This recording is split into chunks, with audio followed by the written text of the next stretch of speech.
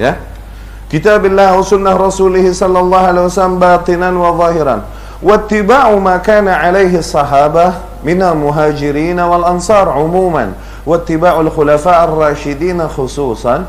Haitsu awsa an-nabiy sallallahu alaihi wasallam bidzalik fi qawlihi 'alaikum bisunnati wa sunnatil khulafa ar-rasyidin al-mahdiyyin min ba'di. Ya, dan kemudian setelah mengikuti kitabullah dan sunnah Rasul sallallahu alaihi wasallam, kita mengikuti metode berislam ala sahabat radhiyallahu anhum. Kita berakidah sebagaimana berakidahnya para sahabat. Kita beribadah sebagaimana beribadahnya para sahabat. Secara umum muhajirin dan ansar, secara khususnya khulafa ar-rasyidin radhiyallahu anhum. Dikarenakan Rasulullah sallallahu alaihi wasallam perintahkan demikian, alaikum bisunnati wa sunnah al-khulafa ar-rasyidin al-mahdiyyin min ba'di. Kalian harus berpegang teguh kepada sunnahku dan sunnah para khulafa ar-rasyidin yang senantiasa mendapatkan petunjuk sepeninggalku. Nah, ya, ini yang membuat ahlus sunnah beda dari yang lain. Yaitu apa? Memahami nilai-nilai yang datang dari kitabullah atau dari hadis-hadis Rasul sallallahu alaihi wasallam tidak liar, tidak.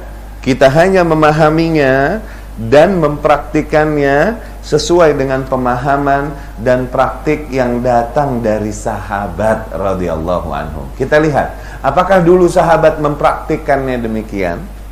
Memahaminya as you see it, as you understand it.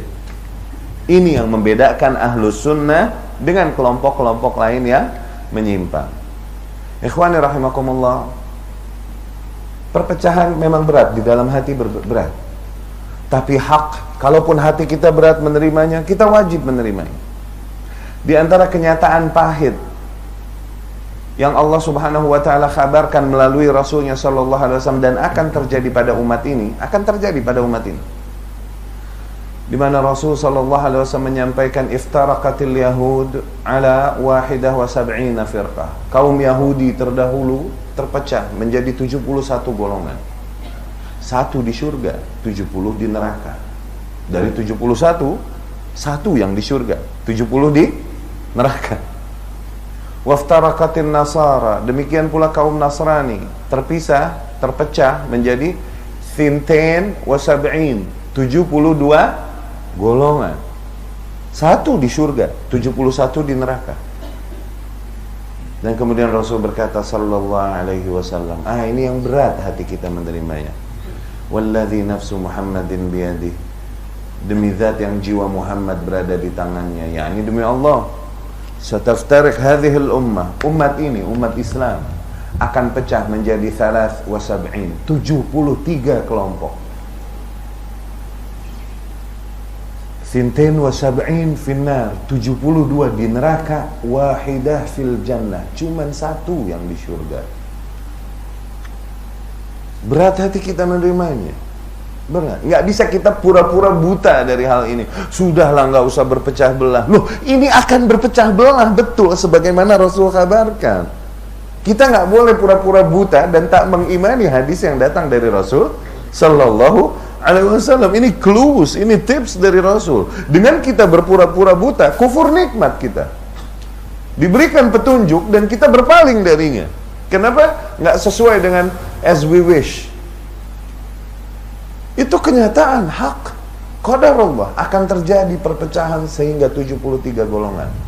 Dan kenyataan hak bahwa yang masuk surga dari 73 hanya 1 golongan. Ya. Jadi mau nggak mau kita mesti mencari yang 1 golongan ini kan? Iya kan? Semoga Allah Subhanahu wa taala menghitung kita termasuk di dalam yang 1 golongan ini. Semoga. At least setidaknya Allah menilai kita yang menuntut ilmu mencari jalan menuju 1 golongan ini, gitu. Setidaknya Allah melihat usaha kita dalam menuntut ilmu untuk mencari kebenaran, menyempatkan diri kita di sini, di majelis-majelis ilmu lain, bukan? Karena kita nggak bisa pura-pura buta, nggak bisa berpaling dari kenyataan yang dikhabarkan Rasul tersebut sallallahu alaihi wasallam. Bahasa anak terlalu berat gak? Enggak ya? Bisa difahami ya? Udah biasa dengar bahasa Indonesia ya? Nonton sinetron ya? Biasa ya? Tentunya para sahabat radhiyallahu anhum tidak menyia-nyiakan kesempatan ini. Oh, cuman satu yang di surga. Of 73, cuman satu yang di surga. Mereka bertanya, "Man ya Rasulullah? Man ya Rasulullah? Siapa wahai Rasulullah? Siapa yang satu golongan ini?" Rasul pun menjawab sallallahu alaihi wasallam, yang satu golongan tersebut adalah ma ana alaihi al-yawma wa ashabi. Mereka yang berada di atas satu path, satu jalan yang dimana aku dan para sahabatku berada di path itu, di jalur itu.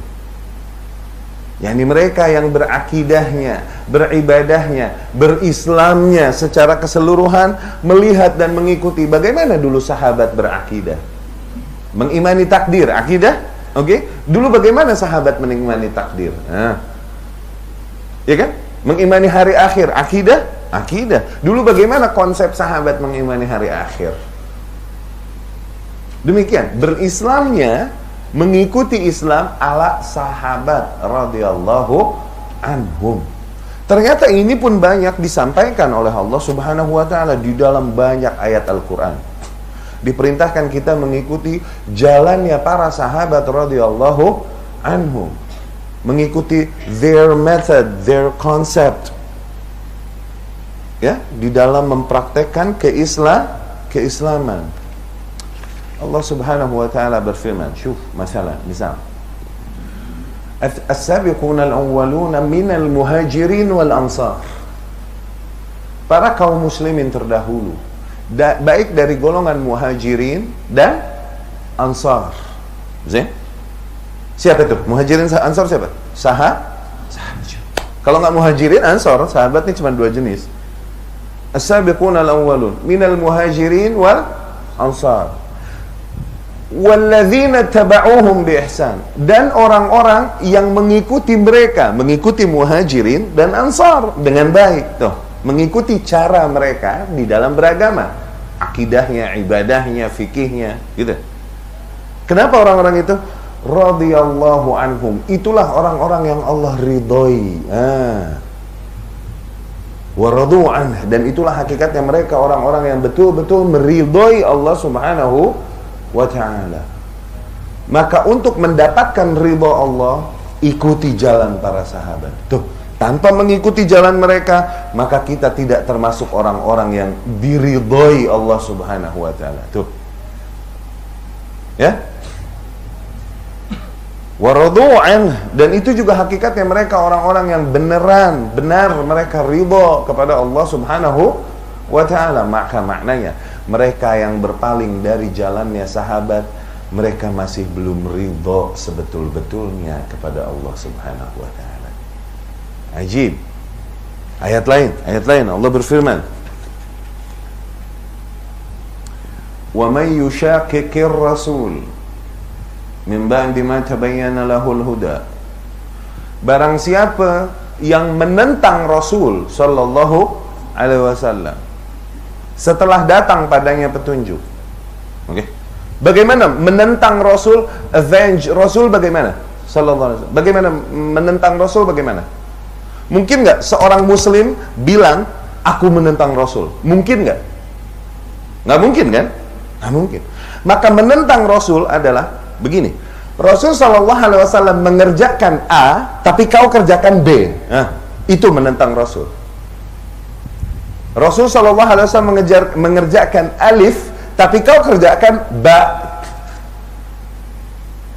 Kalau belum tahu, oke. Tapi Allah bilang, barang siapa yang menentang Rasul, min ba'di ma tabayyana lahul huda, setelah disampaikan huda, petunjuk padanya, yang kau lakukan tidak sesuai dengan yang diajarkan Rasulullah sallallahu alaihi wasallam. Rasul mengajarkannya begini. Salawat yang kau lakukan ini tidak diajarkan Rasul sallallahu alaihi wasallam. Rasul bersalawat dulu cuma sedemikian rupa. Salatmu ini tidak sesuai dengan salat Rasul. Dulu salat Rasul demikian, dan Rasul memerintahkan kita, sallu kama ra'aitumuni usolli. Salatlah as you've seen me, sebagaimana kau telah lihat aku salat. Tuh, barang siapa yang menentang Rasul setelah datang padanya petunjuk, setelah disampaikan ilmu, disampaikan petunjuk, disampaikan irsyad, oke?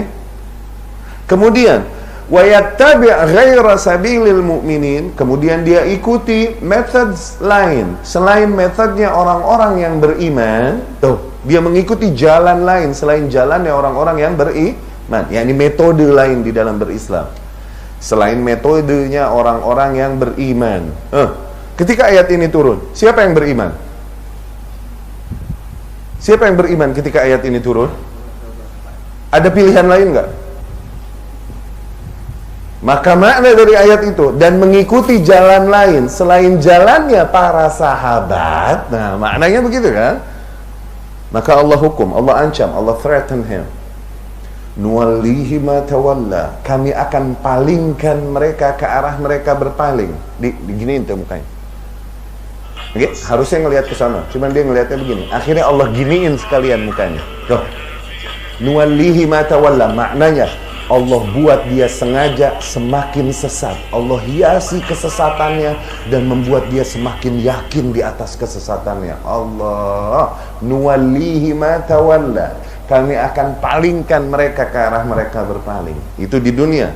Di neraka, nuslihi jahannam, kami akan roasting mereka di neraka. Asla yasli, yakni roasting.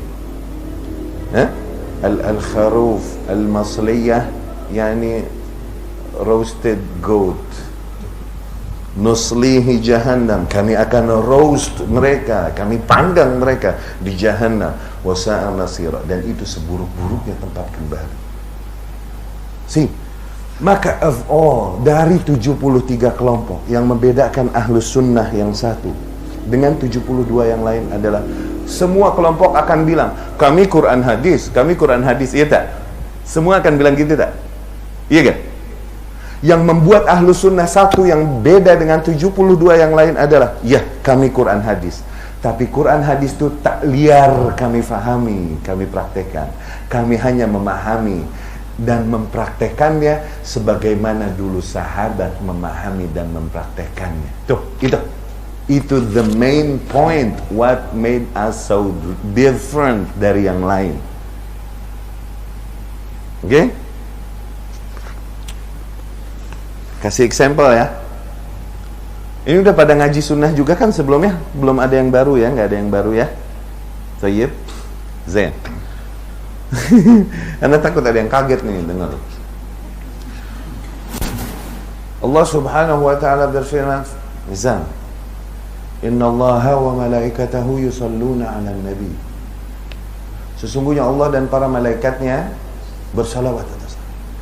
Ya ayyuhalladzina amanu sallu alaihi wa sallimu taslima. Salatlah kalian, wahai orang-orang yang beriman. Perintah, order, command. Wahai orang-orang yang beriman, salawatlah kalian atas Nabi dan bersalamlah atasnya. Tuh, ayat ya. Ayat sahih gak? Ayat sahih dong. Masa ayat doif? Ayat sahih dong. Ya, yeah. Ayatnya mah bener. Ayatnya bener ayatnya. Oke? Sebagian kaum melihat ayat ini dan berkata, tuh, Allah perintahkan kita salawatan, maka dari situ kita lakukan salawatan yang kita lakukan. Nyanyi-nyanyi di masjid pakai gendang dan lain-lain. Mawaris. Apa ya? Marawis. Tuh marawis. Hadrah. Yang macam bentabok. Ya. Solawat muter-muter, nyanyi-nyanyi. Jangan lakukan itu salah. Siapa bilang salah? Dalilnya, innallaha wa malaikatahu yusallun. Lihat. Kita ahlus sunnah, oke, Allah perintahkan salawat, ya berarti salawat mulia, bahkan Allah dan para malaikatnya bersalawat. Oke. Allah perintahkan sallu alaihi wa sallimu taslima. Bersalawatlah kalian atas Rasul dan bersalam. Oke? Ada perintah salawat. Tunggu dulu. Dulu Rasul salawatnya, sahabat salawatnya gimana? Gitu.